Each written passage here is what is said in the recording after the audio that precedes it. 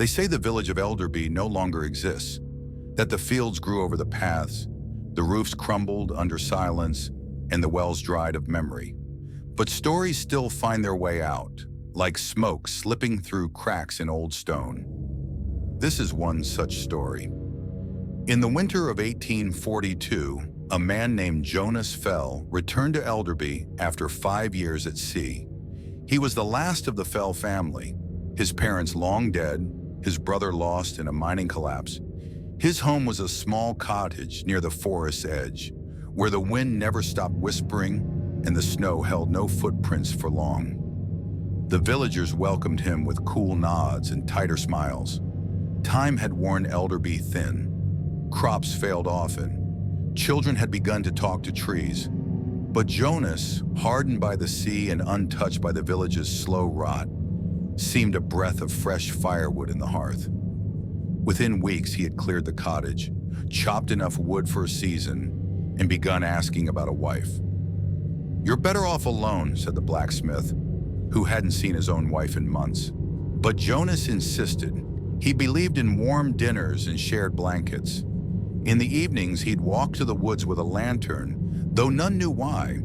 Some claimed they saw him speaking into the trees. One night, under a blood moon and freezing fog, Jonas returned from the woods with a woman. She was beautiful, pale as frost, with long, dark hair that never tangled, and eyes the color of creek water after a thaw. She wore no coat, though the cold bit like wolves, and when she smiled, even the fire seemed to flinch. He called her Elsin. No one remembered seeing her arrive. No carriage, no horses, no footprints, just Jonas, smiling like a man who'd built himself a miracle.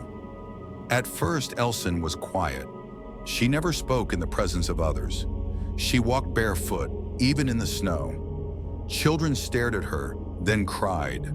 Dogs howled when she passed. But Jonas, blind in love, called her gentle and good.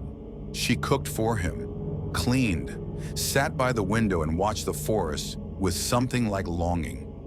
But soon things in Elderby began to shift. The miller's son disappeared.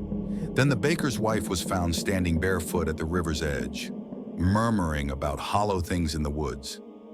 Snow fell black one morning, and still Elsin sat and smiled. One night the village elder, a woman named Brita, old enough to remember when the trees spoke in full sentences, came to Jonas's door. "She's not from here," Brita said. Jonas bristled.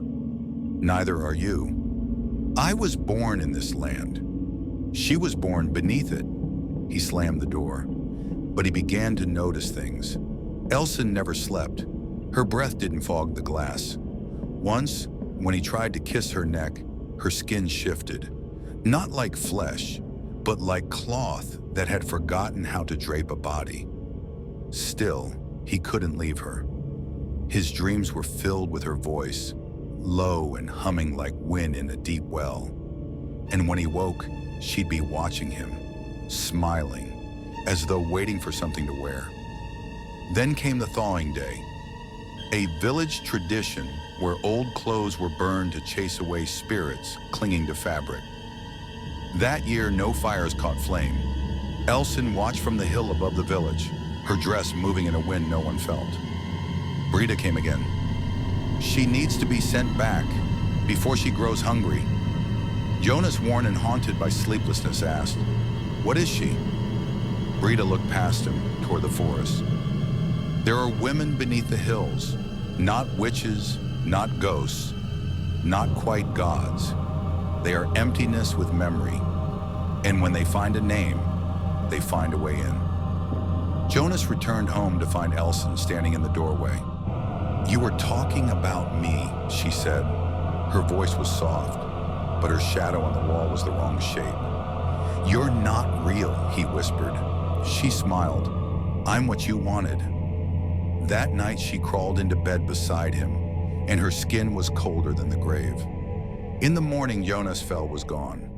Only a hollow impression remained in the mattress, an outline, as if the bed remembered him more than the world did. The villagers searched but found only the cottage, empty, cold, and silent. Elsin was never seen again. But on still nights, a woman walks near the edge of the forest. She carries a lantern with no flame. She wears a dress stitched from sea salt and sorrow. And if you call her name, any name, she will turn, and she will smile, because all she needs is a name.